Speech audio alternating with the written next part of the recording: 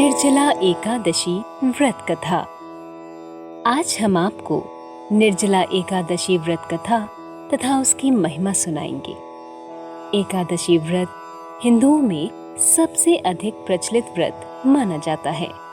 वर्ष में 24 एकादशियां आती हैं, किंतु इन सब एकादशियों में ज्येष्ठ शुक्ल निर्जला एकादशी सबसे बढ़कर फल देने वाली समझी जाती है, क्योंकि इस एक एकादशी का व्रत रखने से वर्ष भर की एकादशियों के व्रत का फल प्राप्त होता है। एकादशी का व्रत भगवान विष्णु की आराधना को समर्पित होता है। इस एकादशी का व्रत करके श्रद्धा और सामर्थ्य के अनुसार दान करना चाहिए। इस दिन विधि पूर्वक जल कलश का दान करने वालों को पूरे साल की एकादशियों का फल मिलता है।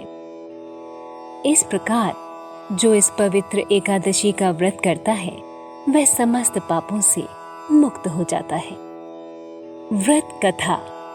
जब वेद व्यास ने पांडवों को चारों पुरुषार्थ धर्म, अर्थ, काम और मोक्ष देने वाले एकादशी व्रत का संकल्प कराया था, तब युधिष्ठिर ने कहा, जनार्दन, ज्येष्ठ मास के शुक्ल पक्ष में जो एकादशी पड़ती हो, कृपया उसका वर्णन कीजिए।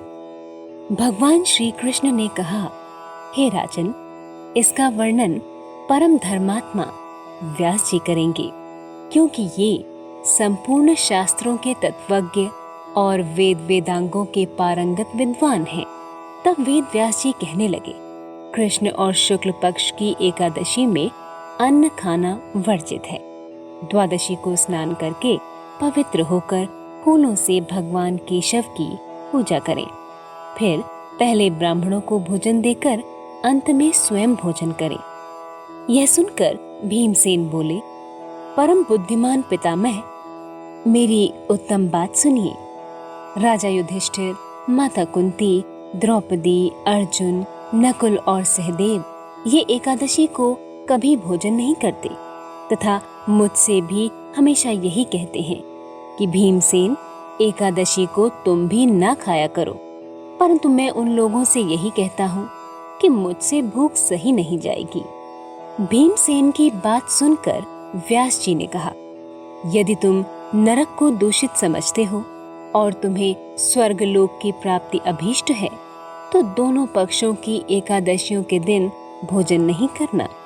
भीमसेन बोले, महाबुद्धिमान पितामह, मैं आपके सामने सच कहता हूँ, मुझसे एक बार भोजन करके भी व्रत नहीं किया जा सकता, तो फिर उपवास करके मैं कैसे रह सकता हूँ?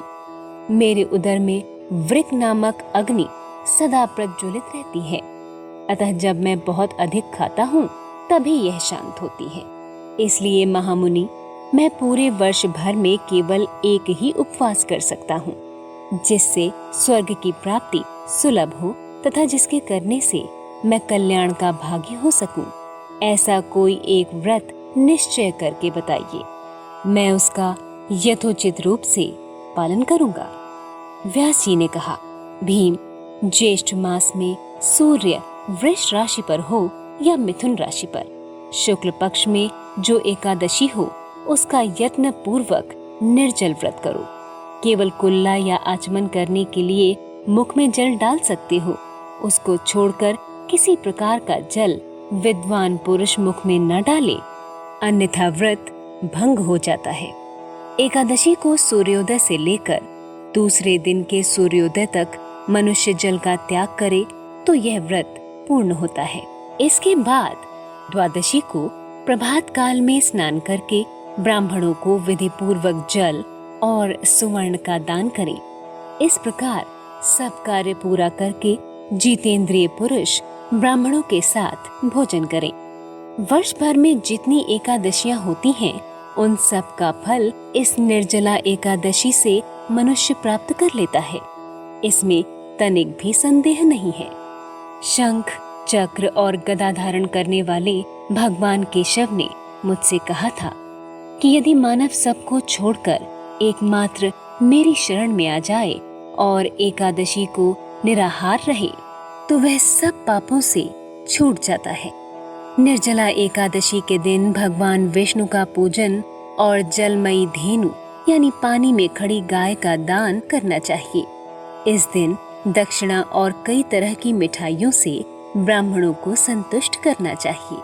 उनके संतुष्ट होने पर श्री हरि मोक्ष प्रदान करते हैं। जिन्होंने श्री हरि की पूजा और रात्रि में जागरण करते हुए इस निर्जला एकादशी का व्रत किया है, उन्होंने अपने साथ ही बीती हुई 100 पीढ़ियों को और आने वाली 100 पीढ़ियों को भगवान वासुदेव के परम धाम में पहुंचा दिया है। निर्जला एकादशी के दिन अन्न, वस्त्र, गौ, जल, शैया, सुंदर आसन, कमंडलू तथा छाता दान करने चाहिए। जो श्रेष्ठ तथा सुपात्र ब्राह्मण को जूता दान करता है, वह सोने के विमान पर बैठकर स्वर्ग लोक में प्रतिष्ठित होता है। जो इस एकादशी की महिमा को भक्ति पूर्वक सुनता और उसका वर्णन करता है, वह स्वर्ग लोक में जाता है। चतुर्दशी युक्त अमावस्या को सूर्य ग्रहण के समय श्राद्ध करके मनुष्य जिस फल को प्राप्त करता है, वही फल इस कथा को सुनने से भी मिलता है। जो इस प्रकार पूर्ण रूप से पापनाशिनी एकादशी का व्रत करता है, वह सब पापों से मुक्त हो आनंदमय पद को प्राप्त होता है। यह सुनकर भीमसेन ने भी इस शुभ एकादशी का व्रत आरंभ कर दिया। निर्जला यानी यह व्रत बिना जल ग्रहण किए और उपवास रखकर किया जाता है, इसलिए यह व्रत कठिन तप और साधना के समान महत्व रखता है। यह व्रत मन को संयम सिखाता है और शरीर को नई ऊर्जा देता है। इस कथा को सुनने से पुरुष और महिला दोनों समस्त पापों से मुक्त हो जाते हैं। तो भक्तों, प्रेम से बोलिए श्री विष्णु नारायण की जय।